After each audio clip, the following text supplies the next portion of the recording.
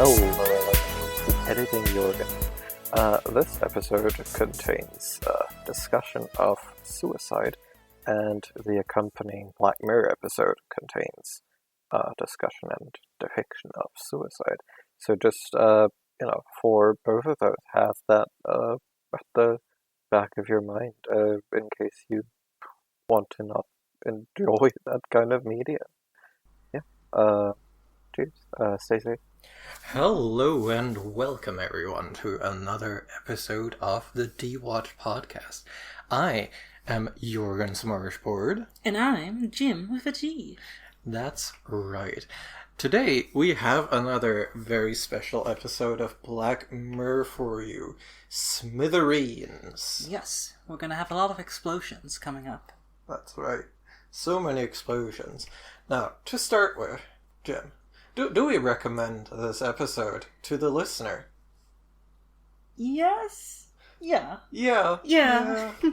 Like, it's a light recommend. Like, you can skip it, in my opinion, but it's not a bad watch. It's just not a super strong watch, you know? Yeah, I think that's an interesting part, because I think, in my head, I've been waiting for, when this podcast is going to hit the motherload of Charlie Brooker episodes. And this is kind of one. This isn't the motherload, but this is an echo of the earlier episodes, chronologically, not as we're doing them in this podcast, of what Charlie Brooker is about. Yeah, no, if you're interested in, the sort of little study of Black Mirror, like we're doing it, this is definitely a hard recommend. Yeah, this is academically useful. Yeah, and otherwise it's, pretty decent. Yeah, I think we're going to get into that moving forward, but something I find very interesting about this episode is just how it's pretty competent as a thriller episode, you know? Yeah. Yeah, no, I think... let's actually start getting into the meat of it. What is the plot of this episode? The plot, this is about a Uber driver. I think the name was Hitcher in this one. Yeah. Because this is a running theme of us being like, okay, so in this episode, Hitcher is Uber, potentially Lyft if you want to get controversial. Smithereens is either Twitter or Facebook. Smithereens singular. Oh, is it Smithereen? Really? I believe so. Okay. You might be right about that. Okay, that's something to delve into. But yeah, Smithereen is probably Facebook. I'm getting more of that. It's Facebook or Twitter. Oh, it's an amalgam, I think. Yeah, I think it's an amalgam, and I think that's probably intentional, but it's more Facebook. Yes. But we do also get Google. Google is just Google in this episode, which is very funny. Just Google. Which continues an interesting thing, I guess, of Black Mirror.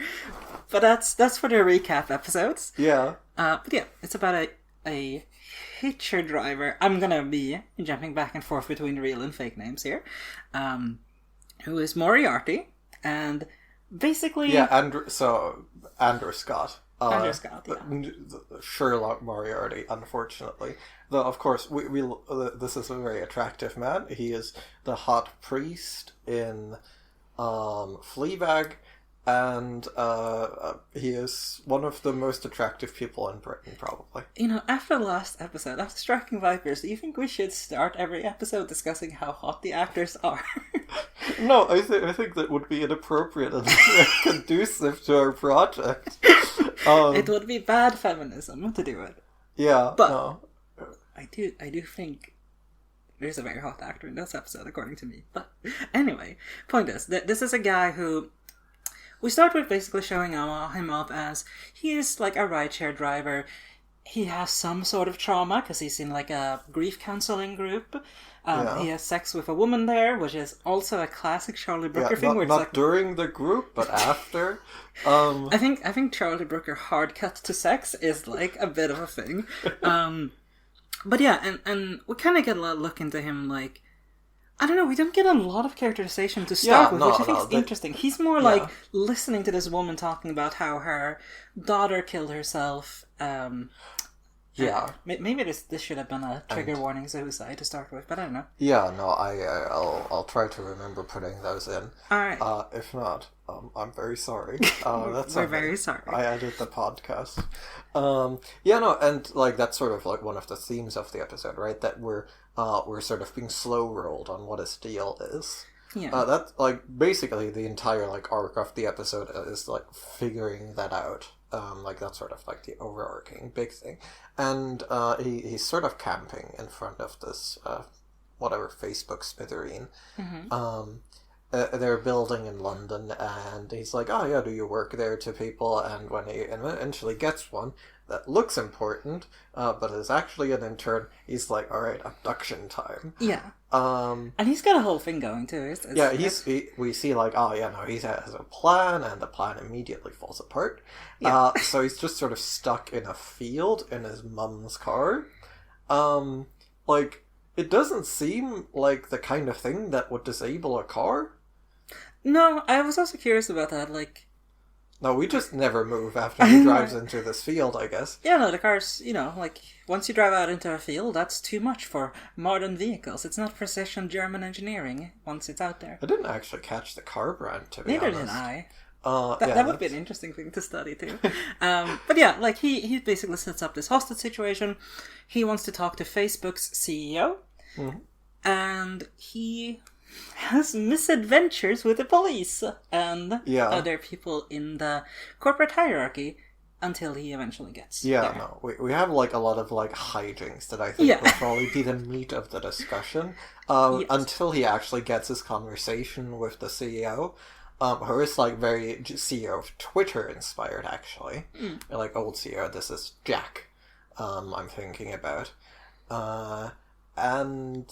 Yeah, he's like, oh, just let me fucking talk to this guy. And after a very arduous process of hostage taking and other hijinks, he gets him on the phone and he's like, yo, your app is so addictive that I looked at my phone and it killed my girlfriend because I was driving at the time. And, we have like a little bit like, it wasn't supposed to be like this, the app. Yeah. And then it just sort of... the episode sort of peters out as the guy is like, I'm gonna kill myself now, though. But there are like 3 minutes there that are very dense and that I suspect we might do an incredible amount of discussing once we go into. Yeah, no, and in the end, he gets sort of accidentally got by a police sniper. Probably. Yeah. I think it's left ambiguous. Well, we might know if we had watched more of the credits, but we chose not to. And by we, I mean Jim. I was weak. I'm decisive. I'm assertive. I'm weak and sort of a pushover. Yeah, when your name is Jim with a D, you like really have to be assertive to get people to spell your name right. Yeah, no, it's very challenging, but you make it work. Thank you. And yeah, no, that's the episode, and I think like the summary on this level does not do it any justice. No, like, there's a lot of meat here, honestly. Like, I think that is... Yeah, and there's a lot of minutia. I think that might actually be a better way than meat, because I think, overall, this episode feels very simplistic, in a way. Yeah. Like, I mean, in the pure cinematographical, you know what I mean? Yeah. Sense, like, it is just set in this field. Like, by and large, there's not a lot of exciting stuff going on there. It was probably quite cheap to shoot. There's like 4 locations. It's nothing fantastical, no special it kind of sets up for the like the cinema tradition of being like, oh yeah, when it's just like the one location, it's gonna be a deep character study, and it isn't super deep. No. I think okay, let's actually like go through it beat by beat. Okay. Because I think that's maybe the most fruitful way. So in the beginning, we start with like Andrew Scott, because I'm not going to use the character name, and it's Andrew Scott. You recognize him. I recognize him only by seeing the eyes, apparently. Mm-hmm. I didn't notice that. I didn't comment on it, but I was like, you were like, I think this is Andrew Scott, and then there's a close-up shot of one of his eyes, and you were like, yeah, it's Andrew Scott, and I was like, what? How did that help? It's just got had very particular eyes. Not even in a, like, weird way. It's just like, oh yeah, no, that's Andrew Scott.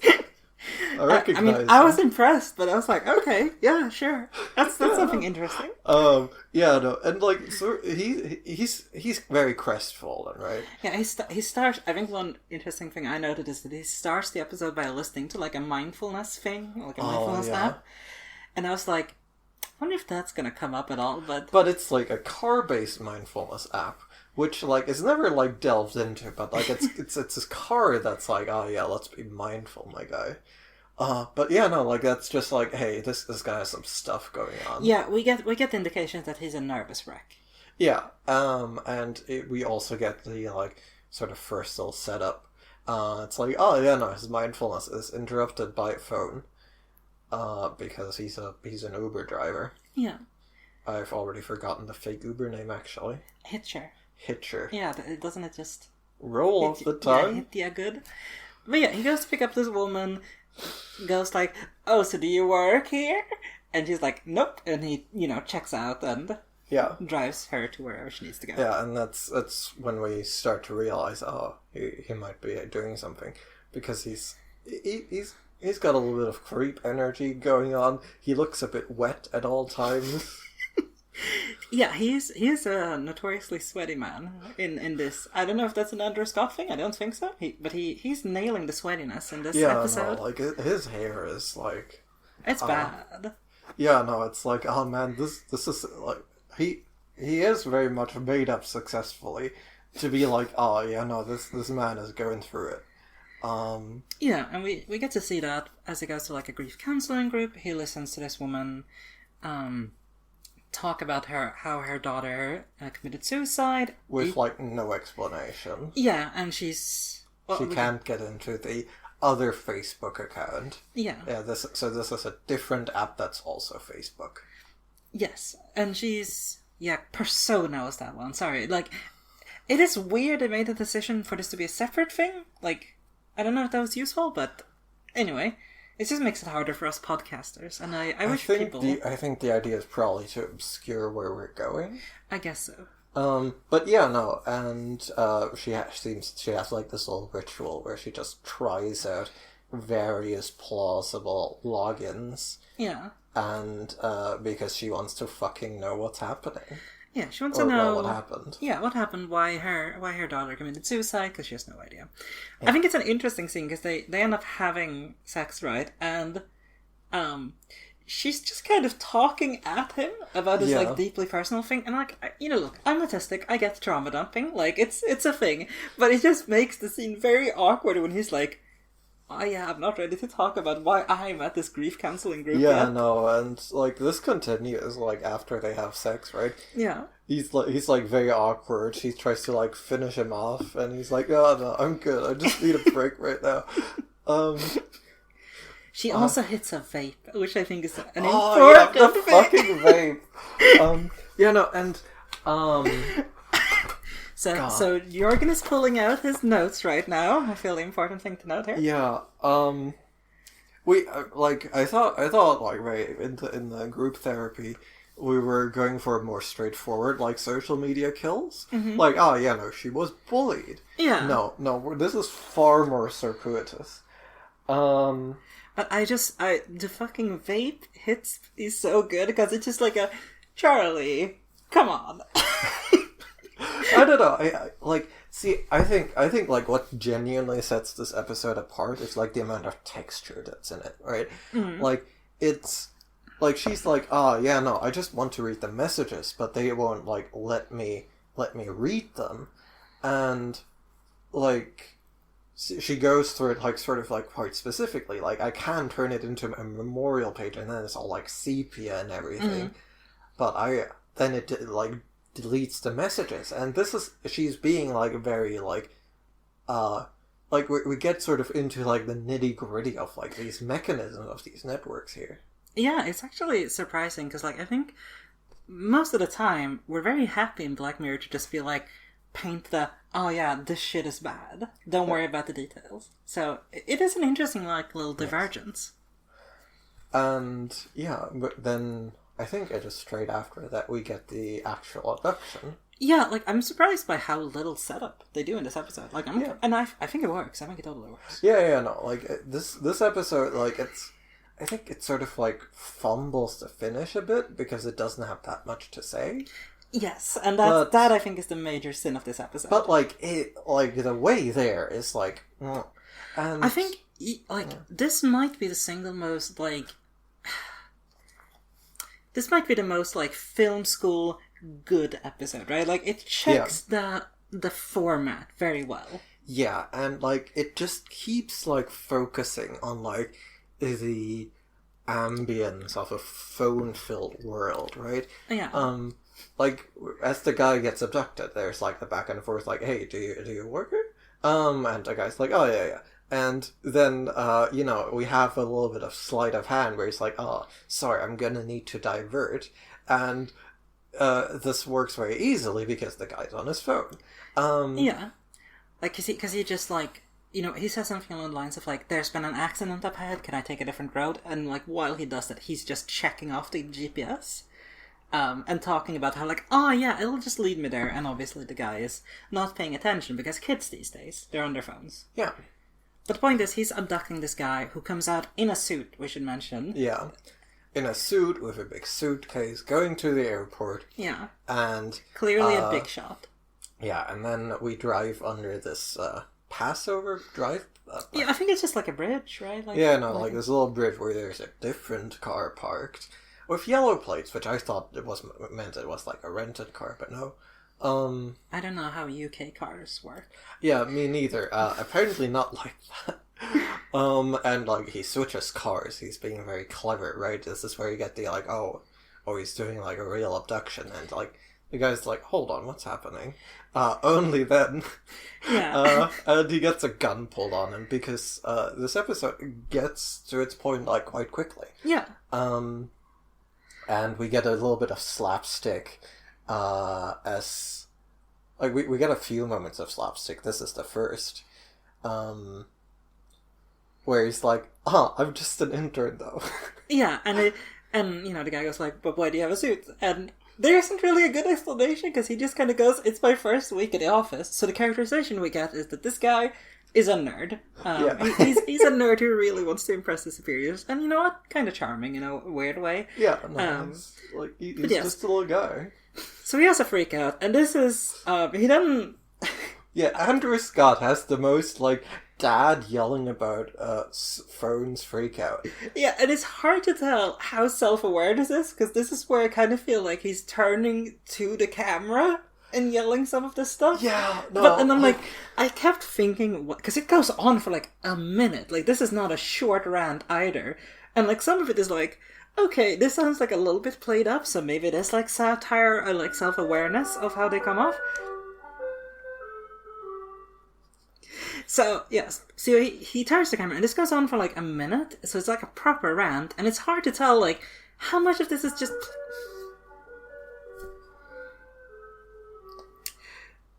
So he turns... Oh my god. For an episode that is so much about phones, having the ice cream van really drive into it hard is really just a sort of chronological conjuncture of strange nature. Yeah, I mean, like, I was trying to restart that so you could edit that out. I kind of think we should keep it now. I think it says a lot. Anyway, he goes on for a while, and it's like, it's really hard to tell how much of this is supposed to be self-aware satire and how much of it is like, kids these days are on their phone too much. And that's the message of this episode. Because, like, that's kind of what they're doing with a lot of the rest of the episode. In some... Sort of, in places, at least. It's like, this isn't... It's not satire if the rest of the episode is also like, yes, phones are bad, you're right. Yeah, and sort of after that's concluded, we just keep going with the kidnapping. Yeah. And then, they... So here's one of my, like, little niggles with this episode, because what happens then is that, like, he goes, get in the trunk, and the intern goes, I have claustrophobia, and he's like, okay, fine, get in the back seat then, but keep down, and then he goes, but I'm getting sick, so I'm gonna like fold up a bit, and he's like, "Get down," because he sees police at like a rest stop, and obviously the intern does not get down. Have you ever heard the phrase when it comes to writing that it's okay to use coincidences to get your characters into trouble but not out of trouble? That makes sense. This one, I feel, took a little bit too much of that in a row for me to be like, Well, I think what I sort of want to pull on here is the sort of contradiction this sets up, right? Because, like, we have two characterizations happening for Andrew Scott, the kidnapper, right? Mm-hmm. The first one is that he's very methodical. It's that he's, like, he's got a plan, he's got a car parked, and he's got all these things happening. The second one is that he's a bumbling fool. Yeah, like I think this does lead into something, because, like, fundamentally, the issue here is that his empathy gets him into a little bit of trouble, right? Yeah. Although, I think you could also say it's a little bit practical, because the guy, when he's put into the trunk very temporarily, he screams, like, he goes off. Yeah. And, yeah, no, it's, like, they're at odds, and I don't know, it's an interesting tension. And what it does do is just, like, accelerate the episode very quickly to, alright, it's a hostage thing now. Yeah, and he drives out into a field, like, wearing out of the way of some, like, kids on bikes. And then, like, the police start approaching, and he goes, "I have a gun, I'm gonna shoot this guy." And the police are like, "Alright, yeah. We're gonna stay at a distance for now." For the moment, we are negotiating with terrorists. Just a little bit. Yeah. Once more, his empathy gets him into trouble because he does not fucking gun it through those kids on bikes. Yeah. And wheat fields are notoriously dangerous to cars, so... Yeah, no, like... Maybe it's maize? I never got a good look. I thought it was because maize you would see green more, but right? I thought it was very green. I thought it looked very, like, yellow. Prime podcasting here. We should have made some notes about this, I suppose. We really shouldn't. But yeah, now we are in the seat where the episode in capital letters takes place, right? Yeah, and from this point forward, it is more... Like, it is mostly a bottle episode. Yeah. Like, it is a very good, locally grounded episode, and I guess that's sort of what they were going for, not like, I'm in a secret location and I'm blackmailing. It's just like, you know, he's stuck, so we can escalate quite quickly. Yeah. So his plan is to just have his kidnappee call someone until he can talk to the boss. Yeah. And this is most of the episode durationally, right? Between him trying to talk to the boss and him actually getting to talk to the boss. Because that's like the sort of climax. That's like the... Yeah. Where the conclusion of the episode... Because we essentially have three routes that are circling around this as we go, right? There's him and the hostage in the car, who have a little bit of interaction at least. There are the police, who are outside, like, setting up snipers. They're getting a hostage negotiator, and so on and so forth. And then there's the, like, background where the corporation, Facebook, is also doing their little data hunting thing on him. And, like, that's where we're getting the drip feed of information about him. The gunman, Andrew Scott. Yeah.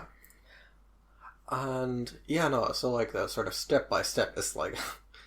He forgot his phone in the other car he got kidnapped from. That is the kidnappee, so we have to use Andrew Scott's phone. Yeah. Which means he'll be tracked later on. And, they call the HR lady.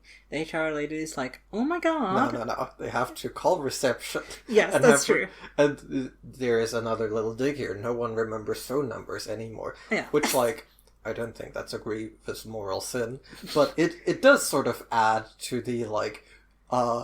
extremely, like, revolving around the mechanics of smartphones thing that's happening here. You're getting a very, like, pinpoint insight into Charlie Brooker writing Black Mirror here. Like, this is very, very central, I think. But yeah. Hold on, elaborate a bit more.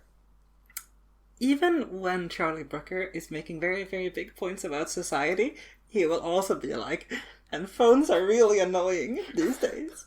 Like, it's really hard for him to escape that part, even when he's making stuff that's not about phones.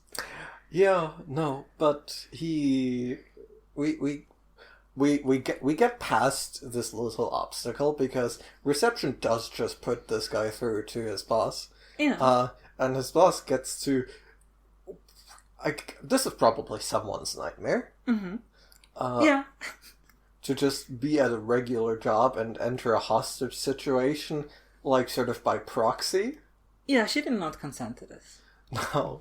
But, like, we don't linger on her at all, but she sort of kicks it up the chain, like, a few steps. And this is a very interesting thing, right? Because we get kicked up the chain to, like, the board of directors, more or less. Yeah, I was actually quickly. really surprised by this, because this felt like such an obvious moment to be like, oh yeah, corporations are soulless and bureaucracy is terrible, so they're gonna have to jump between 15 different points. No, it's local London HR to board of directors. Yeah, no. The COO, I think, specifically. Yeah, and, like, I think, like, we do just, like, directly call, too. I don't recall if there's even any intermediate steps, but, like, I don't think so, no. This is not something, like, this process is not something we're very interested in, right? We do it for, like, a while as, like, sort of a humorous bit, but it's not something that we're interested in for analysis. Yeah, and then they're at the board, and the board, like, remarkably quickly goes into, oh yeah, we're gonna be, like, intelligence officers now. Yeah. And I think, like, okay, here's the point, right? They're very obviously making a point about how social media corporations do, illegally and to some extent legally, harvest people's data, and they're very good at keeping it and manipulating it. Yeah. I don't know if that directly translates to Spy Master Jack Dorsey, but, like, go off, King, I guess? Yeah, no. And yeah, sort of, like, see, this episode sort of has a bit of a unique mind trap for me specifically. Because I've been of late reading about, like, the sort of trappings of bureaucracy. And when I'm watching this episode, I'm like, oh, am I going to have to get out cybernetic theory? And, like, have to delve into these ideas on the podcast? And the answer is no. Tell me, why did you not have to do that? So, the reason is because the entire thing that is actually being conveyed here by the episode, that the episode is interested in, is that the board has essentially sidelined the CEO. Yeah. Right? And it's not at all about him being it's not at all about him being extremely hard to reach. No. We have reached a person who is, generally speaking, in control of the company in, like, 2 or 3 transfers. But I think that comes a little bit later, right? Like, I think we need to put that point a little bit on ice, because so far we don't know anything about the actual CEO. No. Right? Like, he's mysterious. Yeah, no, this is, like, a bit of an ongoing enigmatic bit, because it's like, oh, yeah, I know. Like, the board, like, we get sort of, like, these varied deferrals, right? Yeah. And we have a very strange contrivance in the episode, because someone who is being called by the kidnapper, Andrew Scott, has put music on. So, like, the obvious thing that is, like, not at all subtly done here is this is a customer support call that is trying to be escalated in, like, the most, to, like, ad absurdum, right? To the complete extreme. Yeah, like, in this moment, feel like I never felt that Charlie Brooker has been more humanized than in this moment, because I've had to be on customer support calls for hours, and I've probably thought about shooting someone in context. So, like, I'm with him on this one. Like, it is a weird fantasy, but I'm there. Yeah, no, like, this whole, I mean, we'll have to get to this later, but, like, I have such conflicting thoughts on how much Andrew Scott is a self-insert.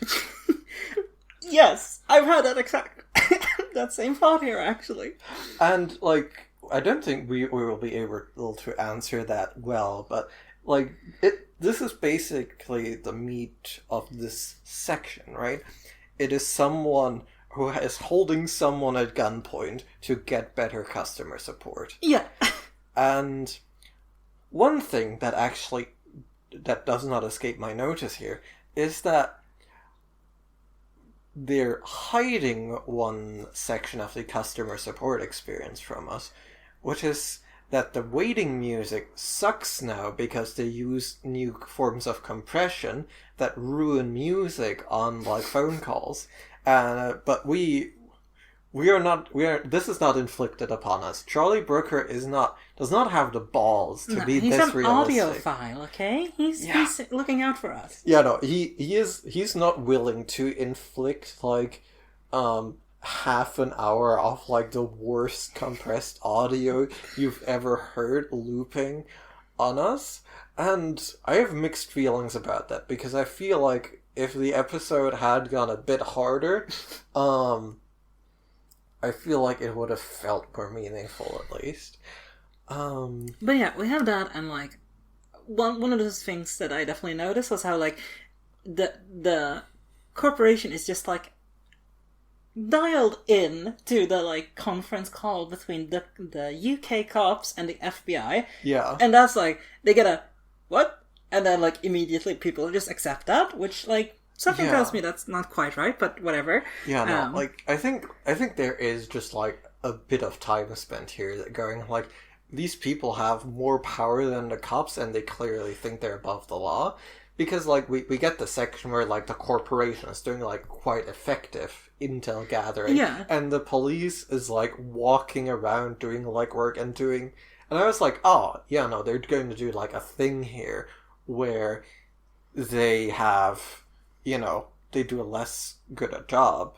Or rather, they find something by actually interacting with reality. No. This is purely to point out these people have more intelligence in the, like, spying sense than the police. And they are very confident in cutting off the police to be like, yeah, we know about that already. Keep this shit going.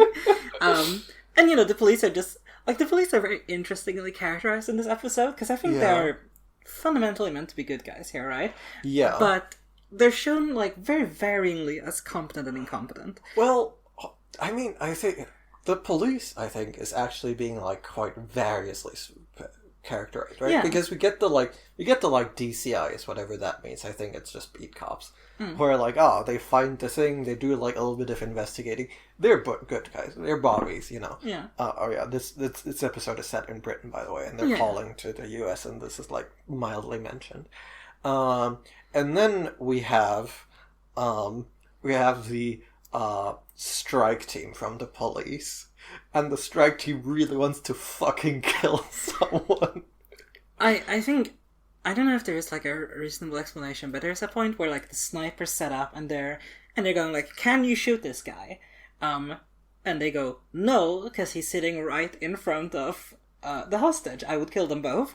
And in that moment, I keep looking at this, because he's in an open field with, like, forests at the edges. So I'm just like, did no one teach you geometry? If you move your perspective, he will not be in front. Space is not absolute. I'm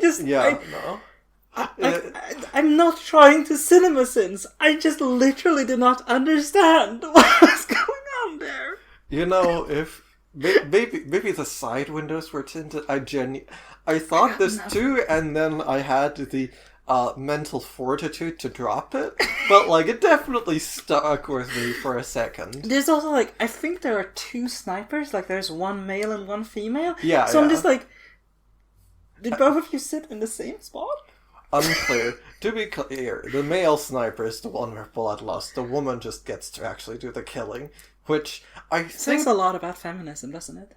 I think it kind of does say something about Charlie Brooker's view of the world, but I think it's a bit too thin to, like, really dive into. But like, man, this guy is just like, come on, give me the shot, let me kill, please. Yeah. And the boss cop, who's like a sort of cool old lady, we're supposed to like her. Yeah. It's like, don't fucking kill him. Well, there's also a moment earlier in the episode where he goes, "We killed an unarmed person too recently. Let's dial it down." And I'm just like, is that what this episode is going to do? But no, never mentioned again. In fact, in the rest, they seem very keen on taking the shot. Yeah. And like, you know, we have to give it. This seems like a reasonable position to kill the man threatening to kill another person. I don't know anything about police doctrine, apart from, you know, dog murder, but that's more of an American thing. Yeah. But like, no, the UK might be into it. maybe. Who's to say? But yeah, the point is like, it seems justified. It's like just like a weird little line. Like, did Charlie Brooker get annoyed at like BLM for like a split second, or is that just like weird set dressing? And I think it is just weird set dressing. Like, I don't think there's anything to it. It's just sort of a strange intermission.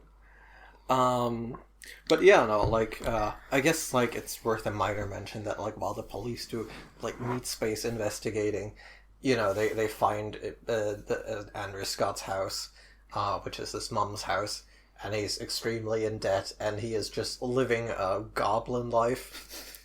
Like, he like, there's, like, SpaghettiOs, like, it's in bad. the plate. Like, he is... We get more of a, oh man, he's doing bad, he's obsessed. He's been planning. Like, and we do also just like kind of get drip fed the information here, right, from the corporation, the Smithereen, I think. We think it's singular, not plural. We're basically like We're not gonna check. We're not gonna check. God no. We even have the fucking little Wikipedia summary. episode summaries, and it's probably in there somewhere. But yeah, oh yeah, there it is. It is singular. It is singular. Okay. I apologize for looking it up. We broke our promises. You really broke the vibe, right? I just saw it. Now we're no longer relatable.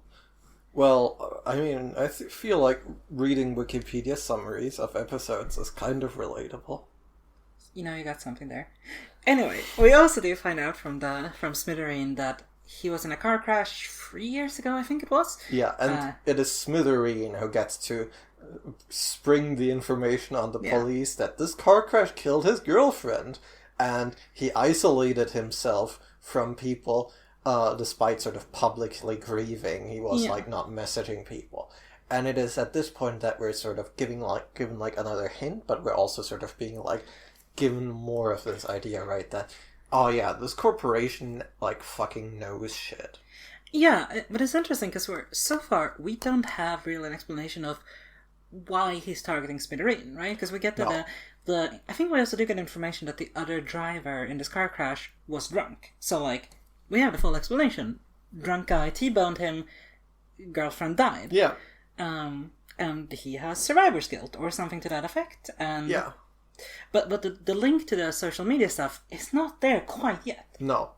And I personally was like particularly blindsided by this because I thought what we're looking at in the beginning was like a suicide friend survivor support group. And apparently it is not. It's just sort of group grief counseling. Yeah, I think honestly this is where Charlie Brooker's penchant for twists is coming out in a much more subtle way, and like I think it's genuinely quite good, like storytelling. Yeah. Like it's this drip feeding of like, oh, we are left to guess our way to what this is about. This is yeah, and like unlike with like worse twists, this episode is like entirely about the twist, right? We're like slowly approaching like the mystery more and more, and we're like, what is happening here? Like, what's going on? Right? And we keep taking steps forward, but we're not sure why they're forward. Yeah, and I think like I do have to be positive here, because I do think it's a genuinely good like a sign of really good writing to get the audience to red herring themselves. Yes. Like with the suicide group, which was not a suicide. Yeah. And like, it's just good. Like, it's genuinely quite good. The character revelations are compelling. Like, they're good. Yeah, no, like this is like the good portion of the episode. Like this is like just straightforwardly good. It does sort of lean a bit heavy on the sort of corporate, like, slapstick. Yeah. Because, in retrospect, there's not much actually being said here. Because there's also a moment we haven't discussed just where the hostage negotiators, like, I think this guy has, like, a bit of a complex and wants to be Jack Dorsey. And someone goes like, okay, can you use that? And he goes, maybe. And then, nope, no he cannot.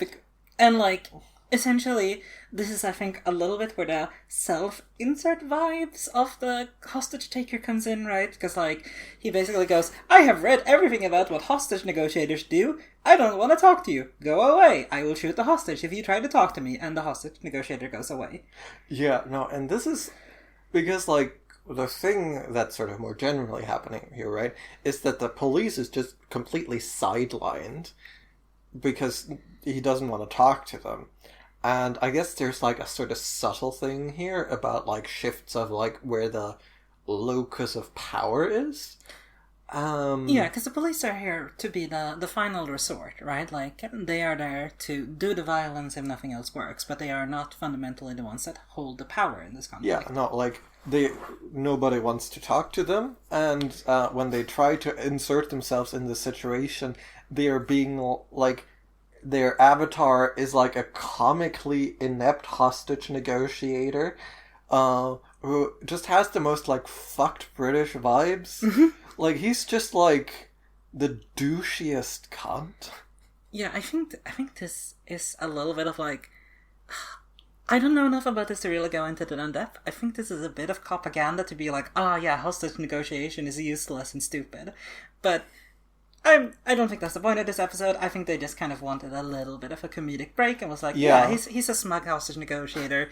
The main character is too smart to be negotiated with.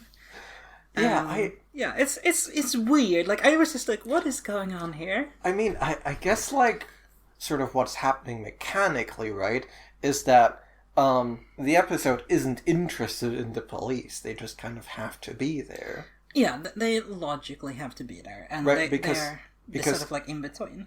Yeah, and if the episode got to, like, sort of write its own world a bit more, like, those cops would be, like, working for the corporation, but it wants to be very grounded. So, like, it has to be the state as a sort of awkward third party sort of sitting in the cuck chair. It's really interesting, isn't it? Yeah, no, and I think, like, I don't think this is, like, sort of the core target of, like, what this episode is trying to be interested in, but it is just, like, interesting on the face of it that, like, trying to write this episode, like, in a believable way has sort of led to this. Yeah, I think it works, honestly. Yeah, it does work, and, like, but however, for it to, like, fully work, what we do have to do is get the police hostage negotiator out of there ASAP, and the plot mechanic that Charlie Brooker chooses is to do it as, like, a funny joke. Yeah. Which, I mean, it works, right?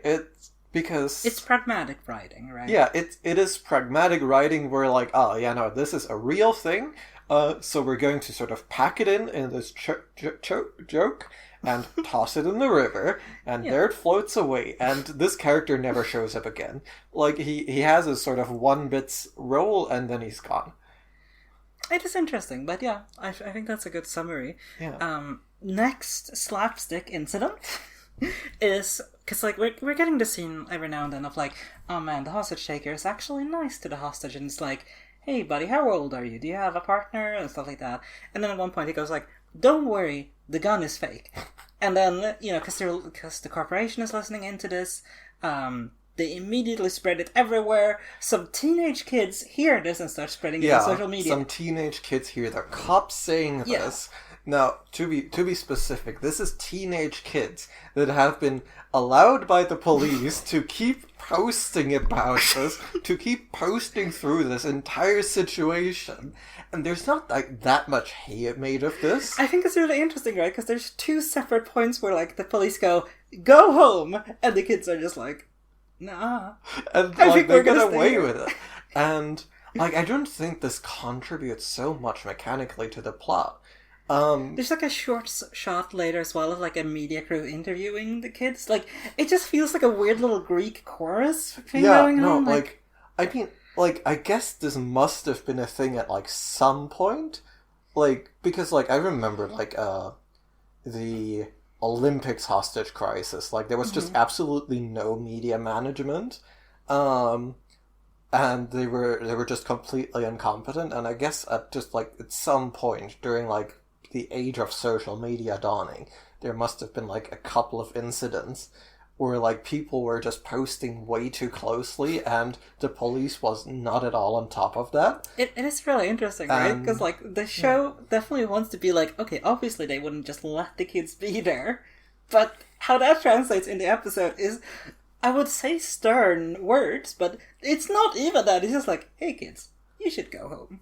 Yeah, I think the idea is even that they go home and then come back. Maybe, yeah. But this eventually leads to the gunman finding out, like, oh shit, they're posting on social media about how my gun is fake, and they're approaching. So he steps out, blasts a couple of shots in the air. And we're back to the sort of status quo. Yeah, I think it's like, it's cute, right? Like, that's a good little, that's like a good thriller scene, but it's like, it is kind of like, that didn't really change anything. No, it's just like, well, what's sort of strange to me is that, like, some hay is made out of the fact that he logs back into a social media account after, like, a long-ass time. But it's not like they can use this apart from being like, oh, he's looking at the social media posts about him having a fake gun, and then he reacts. This just feels like that moment in, like, when you're DMing and you're like, I don't have something quite prepped yet, here's a goblin, and they screw around with that for 10 minutes and then you're good to keep going. Like, it does feel like space filming. I think it kind of is that. Like, they do it in a cute enough way where it, like, but I do think it's sort of it lightly diminishes the episode, because, and I think it does this because it doesn't go anywhere with this. Yeah, exactly. Like, it's interesting because I've seen this episode, right? Like, this is where we are in the podcast now. And I didn't remember, but I was like, I think the gun is real. Like, when he said he had a fake gun. And I don't think I remembered that so much as I was like, it wouldn't make sense narratively. So, like, it doesn't even feel like a strong misdirect, right? Yeah, well, it's sort of... Like, did you think he was lying or not when he said that? I mean, I had no reason to not believe him. Okay. But it was like, is the plot gonna collapse now? Mm-hmm. And I guess this is, like, them stretching the time between him, like, actually, him trying to call and him getting through to the CEO a bit more. Yeah. Because, the idea is very much to have that feel, like, arduously long.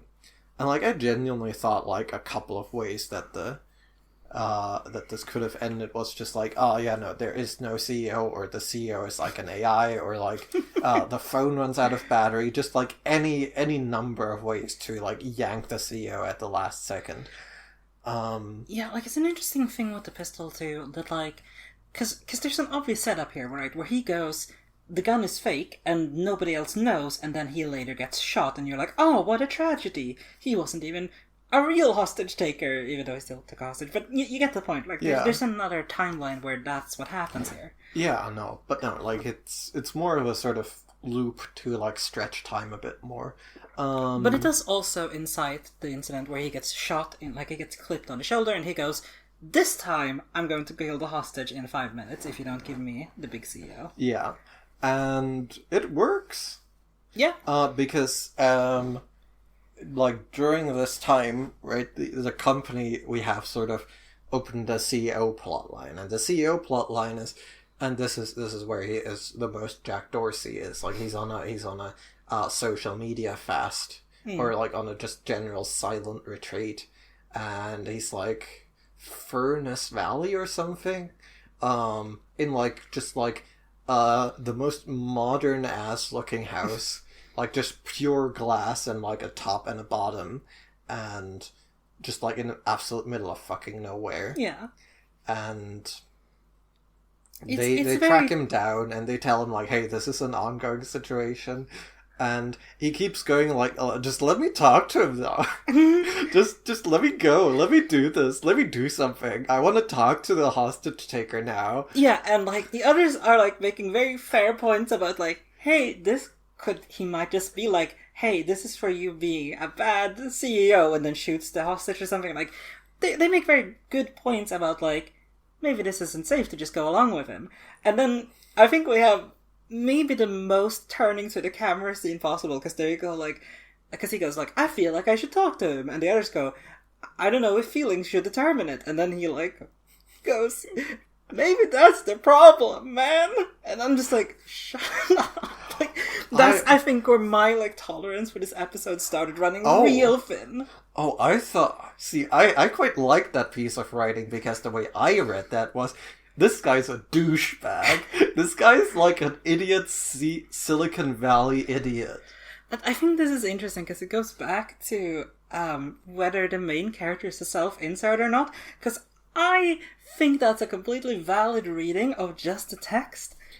But I also feel like that's not the intention. And No. This is vibe space, but to me, it genuinely sounds like they're going like, okay, the entire rest of the like corporate structure is bad.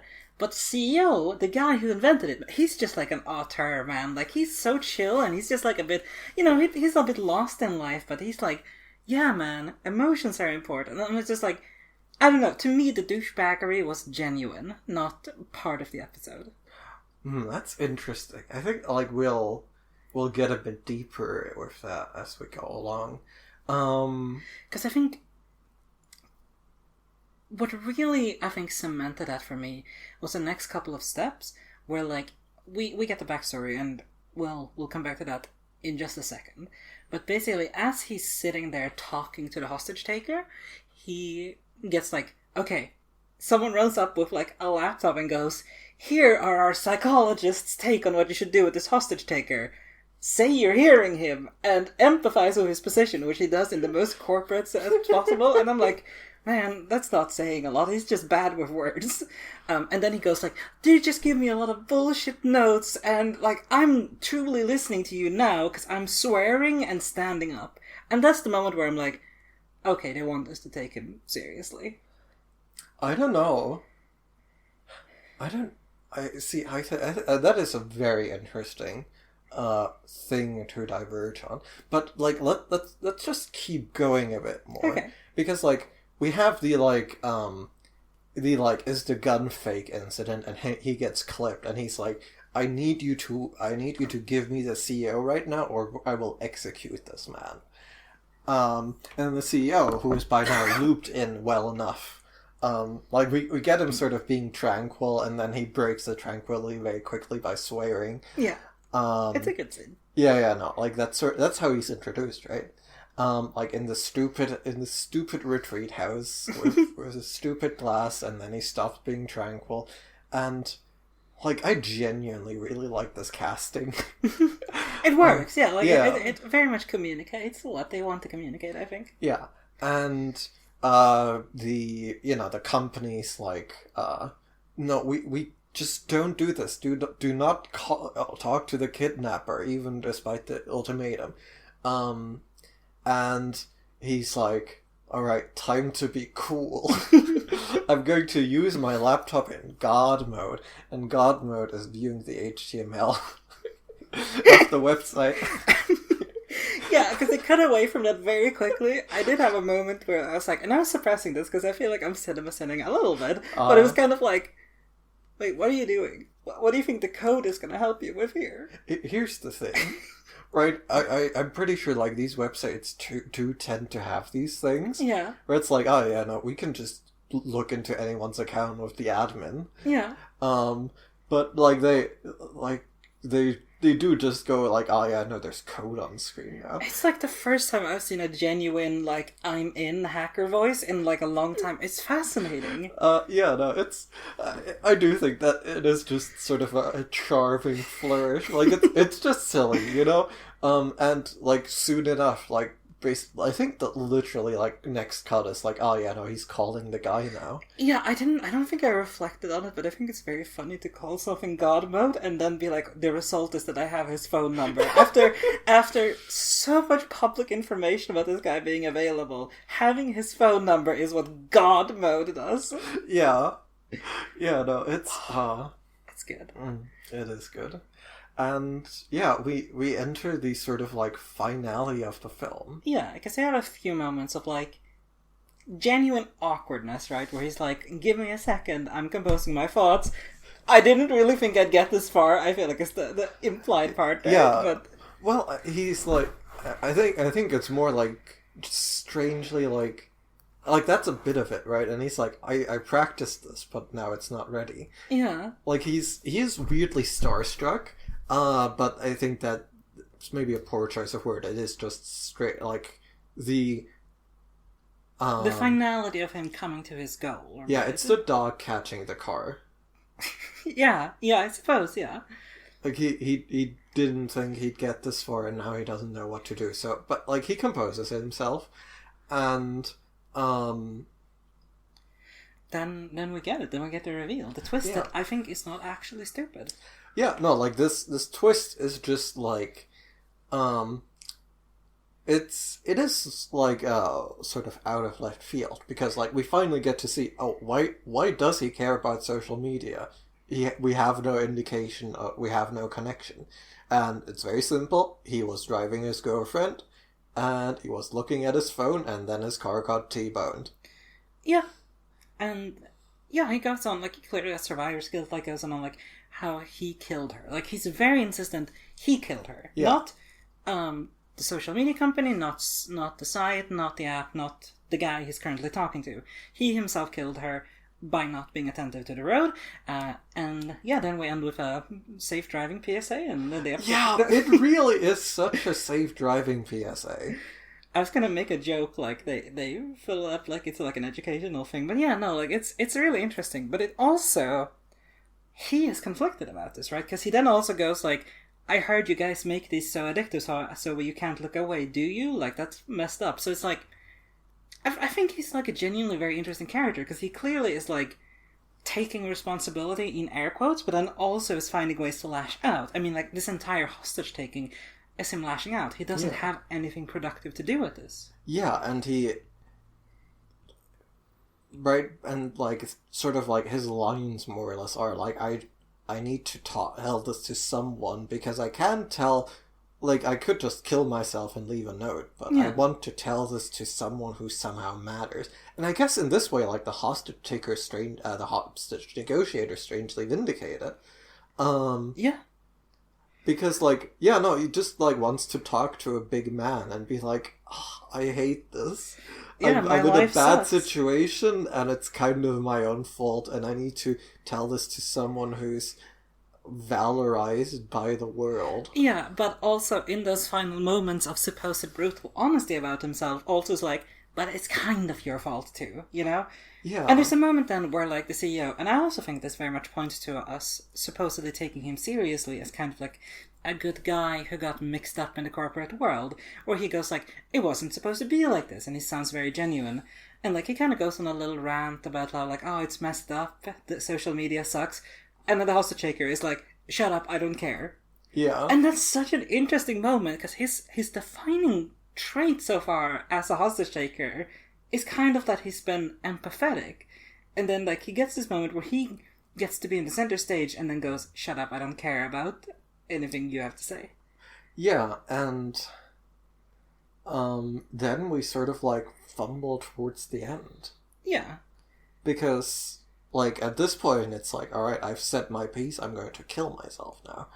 And, the CEO tries to talk him down unsuccessfully. The hostage is like, come on, don't do it. And then he goes for the fucking gun. Yeah, the man has no sense of self-preservation. Honestly, what a cool guy. He is a cool guy. Like, he's also the hottest guy in the episode.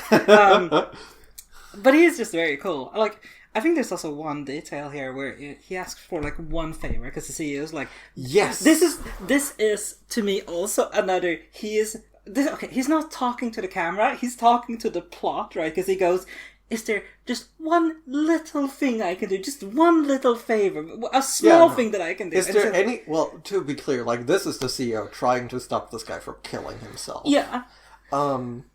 Which... I guess it's a follow-up hostage situation in a way. suddenly, like, the penny drops, and Mr. Hostage Taker is like, yeah, no, could you give this lady the password for her daughter's account?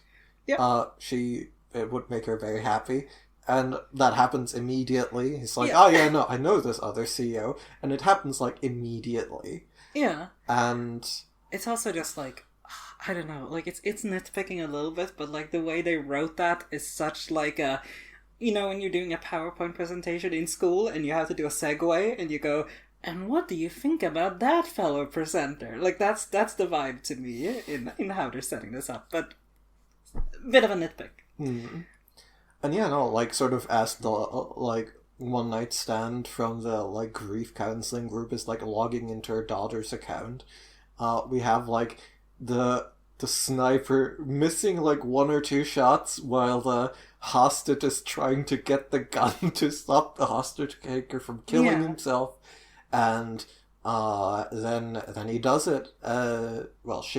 The sniper is the female sniper, because hashtag girl boss. Yeah, no, we have ditched the bloodlusty male sniper, and we have calm, collected, cool lady sniper. Yeah, no, she's a professional, and she's not in this for the blood. She's in this for, the work ethic. Yeah.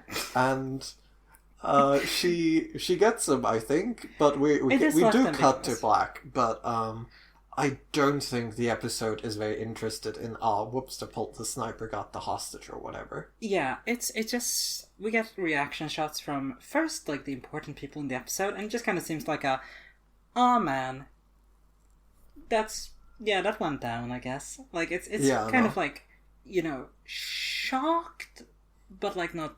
Yeah, it's a weird thing. Yeah, and I think, like, the CEO's reaction sort of was the one I read to be most clearly like, I guess he's dead anyway, I'll go back to trying to meditate. Yeah.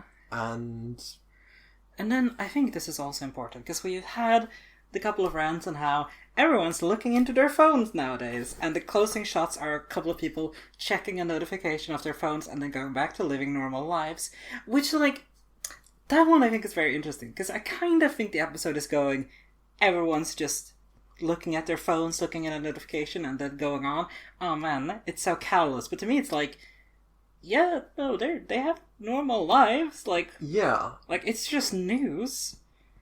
Yeah, no, I don't think that's being callous. Honestly, like, I'm not even sure if, like, the final, like, couple shots of, like, just random people, like, briefly checking their phones is supposed to be, like, about this news stories. I think it's just, like, sort of like the gods, I assume, away, like, people sure are still looking at their phones. This did nothing. But it's like, it's just very temporary, right? Like, they are checking a notification and then going back to, like, playing basketball or walking down the street. Like, if anything, it feels like it disproves this assertion that, like, people are just looking at their phones constantly. Yeah, no, it's very strange, right? Like, I guess this sort of crystallizes something. Hold on. When is this episode from? Original air date was 5th of June, 2019. 2019. So, I think we have, like, a very interesting artifact of the time here. Okay. Because, like, nowadays, the way we talk about phones is screen time. Yeah. But what this episode is interested in is checking your phone, checking your notifications, right? Mm. Because, like, that's what kills the girlfriend, supposedly. Because he talks about him being, like, addicted to this, more or less. And then he's just kind of, like, he glances, as he himself says. Yeah, and, like, that is fucking data as shit. Right? People are like, people nowadays we have the statistics like, the average American looks at their phone for 6 hours a day. And this episode is like, you check your notifications a bit too frequently. Yeah, this episode is interested in the concept that people can't go without their phones, right? Like, not in the sense of being glued to them, as the episode actually says, but in case of, like, I need to always be able to check my phone. Which obviously is insane, because, nothing important is ever shown through your phone that you might want to be updated on. But look, this is right where we have to start digging a little bit into Charlie Brooker and phones. Hold on, I want to present one more piece of evidence, and like as the police lady is trying to admonish the snipers from immediately murdering the guy to death, as soon as they have a clear shot, she's like, no, we killed that guy like 2 weeks ago. Attention spans have not gotten that short yet. Yeah. So just like another snipe, but this one kind of a bit less congruent. Yeah. But so I wonder if that's just a regular sniper who feeds into the thesis.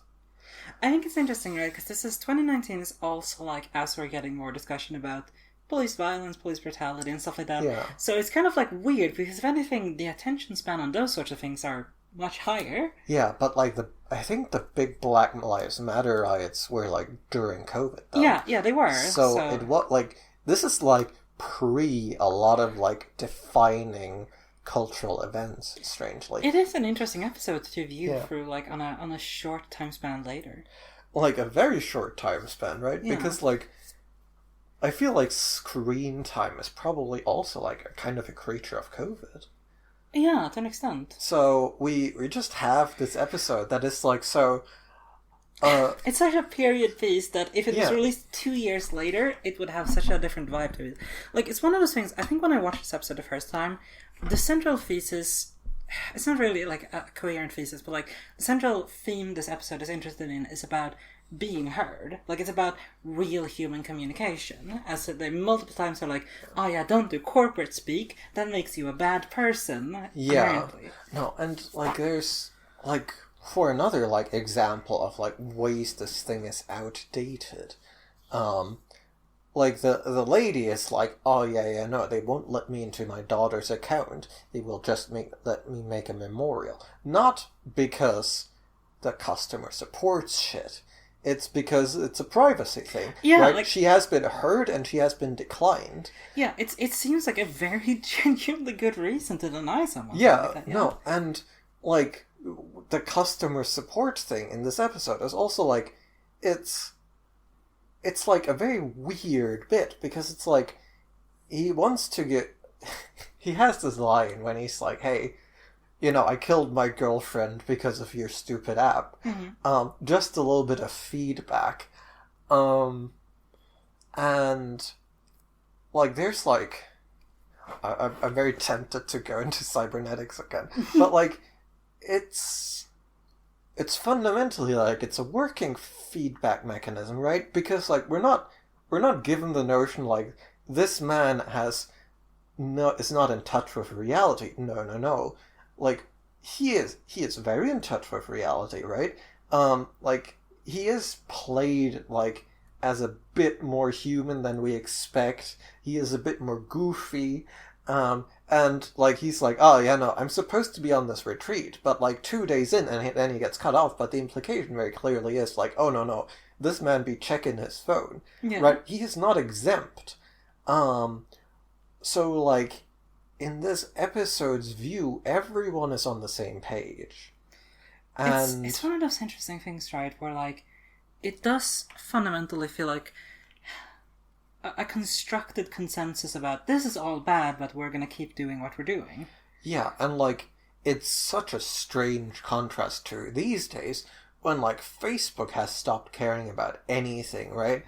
It's like overrun with like pornography, crap Jesus, and like far more heinous things, and like there's like this sort of like light news stories that's particularly salient in my recollection. Yeah. That's people are suing Facebook in court to get access to their accounts back. Yeah, it's fascinating because this definitely has the feeling of like essentially positing social media as like invasive, too controlling, and all that. And that vibe is very different today with Twitter, with Facebook, with a lot of these sort of things.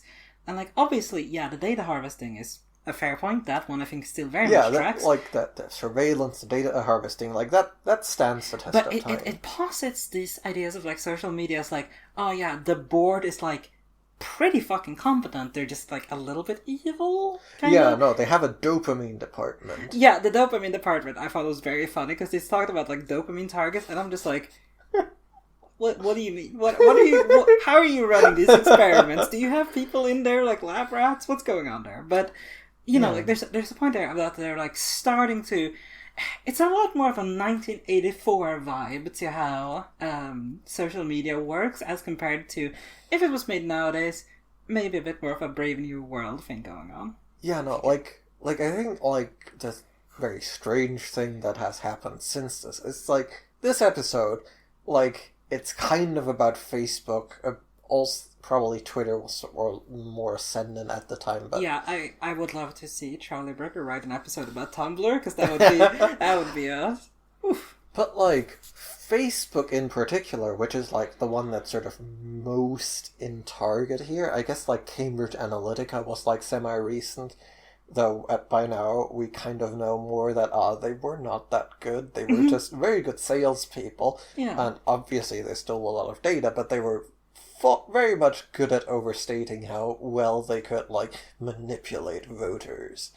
So like all of these things have sort of fallen away a bit, and the Facebook of now is just like this colossus of like rot and decay.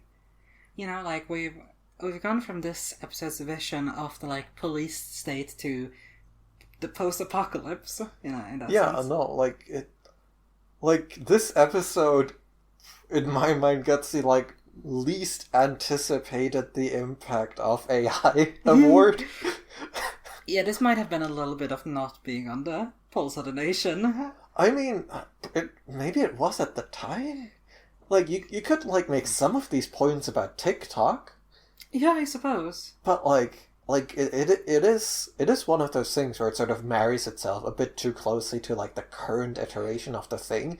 And then it's like, Facebook / Twitter. It is a weird amalgam. But because he doesn't want to talk about Mark Zuckerberg, I guess. But it does capture the vibes, right? Like, it captures the vibes of the moment. I think, honestly, like, the thing that strikes me most about this episode is that, like, I don't know where it places itself. Because I think you can read this very ably as an episode about a man suffering a tragedy and developing a guilt complex about where to put the blame. Yeah, no, and where, like, you know, the presence of technology, as per Black Mirror here, isn't the fault of what's happened. It's just an able scapegoat. Like, it has its own issues, for sure, and I don't think it shies away from mentioning them.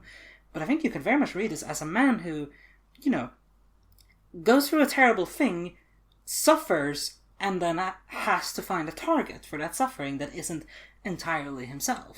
Yeah, and, like, we get sort of, like, the alternate take that, no, look, these things are, like, quite bad. In the, like, CEO briefly being like, it wasn't supposed to be like this. Yeah. It was supposed to be good, and then they made me then they created the Department of Dopamine Hacking. And he's sort of shot down.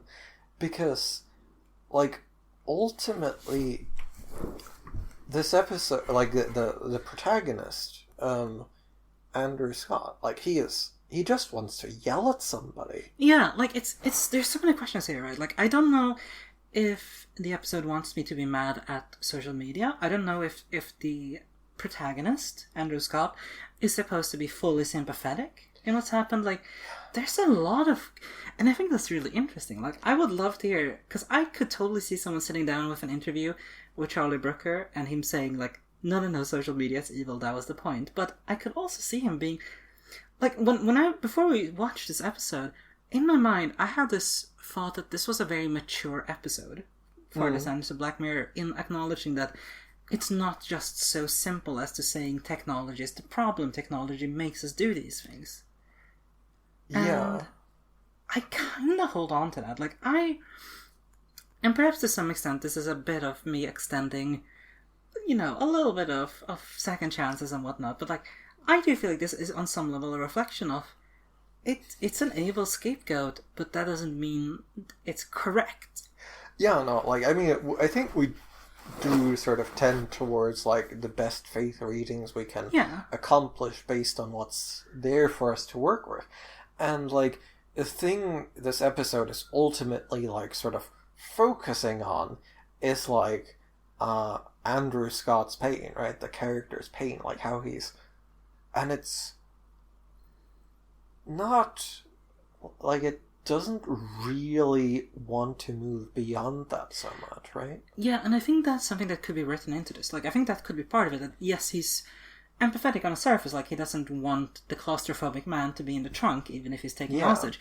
But he also doesn't want nuance, right? Like, because he listens. Like, he wants the CEO to listen to his pain. And then when the CEO is like, listen, it's more complicated than just us making an addiction machine, he goes, no, shut up. Like, that's I don't want that nuance in my understanding of what happened. And yes, it's my fault, but it's also your fault, and that's where we're gonna end. But like, I think like the sort of like juxtaposition there is like you can't. It's very open to interpretation, right? Because like on the one hand, it's like, oh yeah, no, like that's just the character not caring. But on the other hand, like we do kind of as the audience sort of face that, right? It's like, oh yeah, no, oh they make the apps too addictive, like whoop-de-doo, like. Yeah, someone is dead. Like, that's not really the right conversation to have. Like, you're whining about your job not going quite as you planned. And I agree with that too, but, like, it's hard to say what the episode is treating with that level of seriousness. Yeah, no, and I think that's sort of the... I think the confusion kind of has to be sort of what we take from this. Right? Because... the episode isn't giving us answers, and I think sort of sitting in that ambiguity is sort of the best faith reading. It's like, where do we go when the world is painful and like hideously complex to understand? Right? It's like, and I think maybe a very good synecdoche for this is the lady looking for her daughter's account, right? Because she is like, she's just trying to grieve her daughter, and she is like sort of stuck in this place where like technology is making it a lot harder to like either go. She can't like, or in the normal non-technological world, your options are either you can find the information or you can't, right? Like, the person's dead, maybe there's a notebook, maybe there isn't. Like, it's not going to be walled off. But now we have this complication introduced to grief. And I think that's sort of, that's maybe a central thing here. But I think that's an interesting thing, because I think the good faith reading here is that this can actually be seen like as a good point, because like it's not just technology. Like, she's making the active choice to delay her real grief, to be like, I need to find a reason. She can stop anytime and respect her dead daughter's privacy in that regards, but she doesn't. Yeah, or like she can stop at any time and like just accept that, or just like tell herself it's impossible, it's unreachable, which is like, I mean, for all intents and purposes it kind of should be if someone has good passwords, which, to be fair, we do get the reveal that the password is just like, it's on the boat on the picture with her and her mom. Like, it's funny to think, like, she would probably have eventually gotten it. Like, it might have taken some months, but like... Yeah, and so we're sort of left with, like, these ambiguities about, like, where do you, like... I guess... This is maybe opening a very big chapter, but I want to do so at least in passing. Like, it's like this is a big swing, but like in this context, right?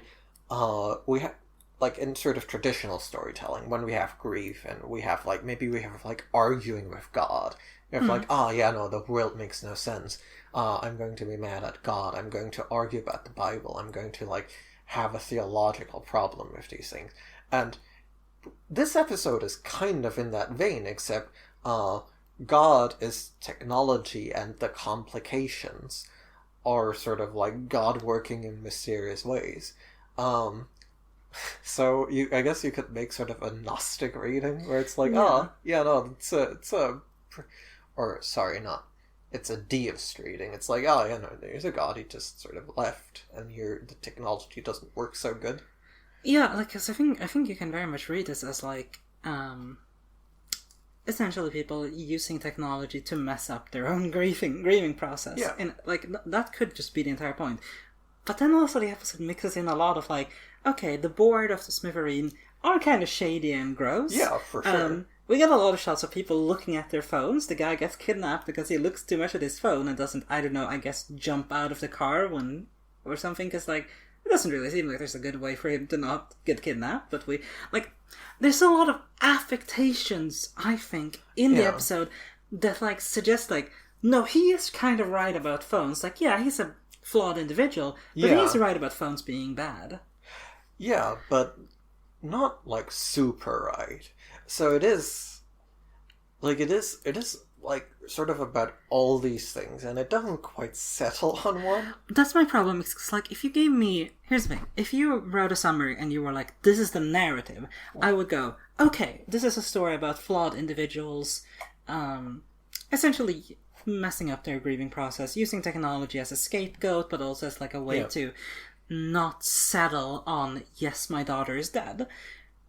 But if you actually watch the episode... Yeah, it's so tactile, right? It's so many the sounds, like the descriptions, like the whole, like, this is a, like, customer support queue vibe, right? It's very viscerally, like, trying to get you into the, like, situation of, like, oh, yeah, no, I'm dealing with customer support, I'm, like, assaulted by phone notifications, like, it's all, like, so very present, and it's not, like... And it's kind of tangential to the, like, grief plot.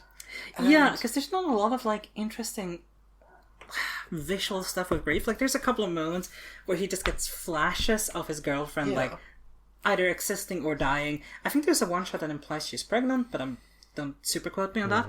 But, like, it's so weird, because, like, I think this is where I'm coming to settle on the episode, where my grieving process ends, if you will. I think... They wrote up a very nice narrative. I think a very nicely ambiguous narrative with points about how our flaws might be amplified by technology, but also that they are fundamentally on us at the core. And then they made the rest of the episode and they kind of went back to phones kind of bad. Yeah, and like, but... They did so in a like very interesting way, right? Because it is done like so competently, like right, the phones are so in your face. Yes, it is very well done in the like cinema language of like I think they did too good a job at making the phone ever present in a story that's not central. Well, the plot is not centrally about the phone, like the sort of like flourishes all are. Yeah, like, it's so weird, like, it's so strange. I feel like the sort of, is the gun empty plot is, like, sort of comes to mind here, because, like, that's also, like, oh, yeah, no, like, this is a nice flourish. It's like, oh, yeah, no, he's seeing it on social media, they're posting about it, and it doesn't really amount to anything, and it doesn't tie back into the larger thing.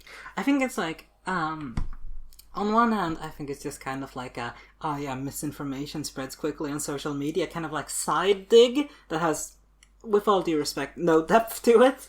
And it's also just like as the incident to get us to the finale, right? Yeah. And it's, again, like, it's so weird, because, like... It's mechanically reasonable, but it's pragmatic writing, but, like, when you have too much pragmatic writing... You feel it as an audience member, right? Like, that's my problem with this, is that, like... It doesn't come together for me. It doesn't come together, because, like, the narrative in the overarching sense, I think is genuinely quite good. Yeah. Even a lot of the individual plot elements are very good. Then you get to the, like, nitty-gritty of the detail of the writing, and there's a lot of contrivances, I think. There's a lot of, like, they put a little bit too much effort into stuff like the fake gun plot, and stuff like that. And then you get down to the real nitty-gritty of, like, okay, what are the shots like? What are the feelings? What is the cinematography? And that's where it starts telling a very different story. And you could probably convince me, if you were very good, that this was intentional, and I don't think so. Like, I'm trying to be a good faith audience member, and I would say, I'll go so far as to say that this episode is good. It just doesn't stick the themes or the message or anything like that. Yeah, no, I think, like, you could probably, like, tweak this episode to, like, have it come together a bit more and, like, sort of, like, settle on any one of these things a bit more. But, like, it doesn't. You know what really strikes me about this? Is that, like, my comparison here is Beyond the Sea. Beyond the Sea is so obviously lackluster in a lot of its execution, and so many things where you look at, oh yeah, that's a plot point they could do, that's more lost potential here, here, and here. This one feels good on the surface, and like when watching it, and then little doubts start creeping in, and then the more you think about it, the more you're like, oh no, this was supposed to be really good, and they didn't quite get there. Yeah, no, I think, like, is sort of, like, big difference to Beyond the Sea is, like, where Beyond the Sea has, like, 17 things that it could have done where it was interesting. This one had, like, sort of 3 things it was doing, and it didn't commit to any of them. But it's not that it didn't do any of them. It didn't do any of them. It did all of them, like, quite a bit of justice. It just didn't finish. Yeah, it got like 90% there on 5 different progress tracks, and that hurts. Like, genuinely, I'm looking at this episode and I want to like it. This is the kind of pretentious shit I'm into. They're sitting in a car for 40 minutes. I love it. Yeah, no, I know. I do just, like, kind of want to, like, come up with an explanation that really brings it all together. That's like, oh, yeah, no, these different pieces fit in this way. Like, the confusion is the point because of this and that. And it's probably the episode that most tempts me to make analogies, because I'm just sitting here and thinking, like, it's like putting together a puzzle and there's like a slight miscalculation on one of the pieces, and it looks like it's supposed to go together, but it doesn't, and it's just gosh, do you want to talk about the episode title for a second? Smithereens? Yeah. Go ahead. Because I think that one, like, the company is called Smithereen. Yeah. And I feel like this is where we're being given a bit more of an obvious way of, like, hey, this is about atomization. Yeah. This is about people losing touch with each other. Yeah. And that goes back into the, like, I just want to be heard, I just want to have a real conversation, get these psychologists and their bullshit talking points out of here. Yeah, no. I know, I think... Also, like, sorry, when we're on the title, I just, because we've had a previous moment where I think I pointed out something after the episode that I just kind of assumed you got, and you were like, oh shit, I didn't think about that, you should have told me. Oh? Smithereens, his car being smashed into smithereens by the car crash. We're all good on that link? No. Okay. No, I mean, there's no depth to it. No. It's like one of those things that I think is just like a little nose boop of, like, you get it? Yeah, no, I know. It doesn't strike me as a very strong title. No, it's not. Yeah, no, it's... I don't know. I'm quite sad to sort of land on this, but yeah, no, I think there's just, like, too many things and they don't quite come together. It's weird, because, like, I think maybe every single other episode, when we've gone through the podcast, my opinion of it has gone up, even if just a smidge. This one is the first one where I think I've actually come out liking it less. Yeah, no, I mean, like, I think most episodes, like, we've looked at so far, have sort of a more than the sum of their parts thing going on. And here we have the opposite, because the parts are at odds with each other. Yeah, the parts are a little bit, like, jagged, and they don't fit together well, and there's little gaps in the wood. But, like, they're all, like, very cool parts, right? Yeah. We like all the parts, we just wish they fit together a bit more. Yeah, God. This has made me a little bit sad, actually. Yeah, like, no, it's unfortunate. Because I feel like, when we were going into this season, this was the good episode. The other two are bad in unique ways. This one, I was coming in and going like, yeah, Franz, Jorgen Smorgasbord will like this episode, and we can have a nice chat about how, it's not perfect or anything, but it's pretty good. And, yeah, it is pretty good, kinda. Yeah, here's the thing, right? Because, like, despite its sort of, like, deeper structural issues, where it's at odds with itself, like, I think, like, just the craftsmanship kind of gets it over the line. Yeah, no, it's very well crafted. Yeah, and, like, I think if you are a reader who brings a bit more of themselves to a reading, you can probably get a lot more out of this than if you just look at the episode. Because, like, there's a lot there, and it's quite well done. This is an episode where you need to come up with a stopwatch, and you say, I get 15 minutes to think about this episode after the fact, and then I'm gonna click it off. Yeah, no, because, like, it is, like it's a good experience. Like, it's a tactile experience. It's like, I feel like there's something here. Yeah, it's going. Then, it's doing stuff. Like, it's a little bit too much. And phones is bad at the time, but... And, maybe you, like, I know, maybe you have, like, some experiences with grief that you sort of connect to, and you're like, oh, like, it's really hard to make sense of things. Yeah. And maybe I should move on and not hope I get the password because I slept with the kidnapper one time. I don't know. I feel like that's a bit of a hard morale to draw. Yeah. But, like, I think that's we're probably drawing towards the end here. Yeah. Do you want to revisit, like, our initial estimation of this episode? Because we came in with, like, a little bit of a... Not a strong yes, but, like, a yes. I mean, I think we sort of felt I sort of felt like, it didn't really go anywhere. Yeah. Like, I already felt that a bit, but, I'm a bit sad to be quite so confirmed. I think... I don't know, like, I genuinely have a hard time being like, but it sucks. Because I don't think it sucks. Yeah. I really don't think so. I think this is a 7 out of 10 experience that then goes down to, like, a 6. Yeah, no, and, just, like, bring a bit of yourself to it and try to read into the text as much as possible. And really stick to one reading, because that'll probably make you the happiest. Yeah, no, just be like, this is just like when I had some experience with customer support. And, God, I really would like to take a hostage to finally be taken serious at customer support. Or, like, something, because, like, there's... find some... I don't know, I do feel like there's a moral hazard to this episode, to be honest. Uh-huh. Because... it just goes like, if you kidnap a guy, you'll probably get the CEO. Also, I on that note, I want to do a little guessing game here. Oh. So I did happen to note on the Wikipedia, the episode summary, that this was inspired by a real experience of Charlie Brooker's. Do you want to guess?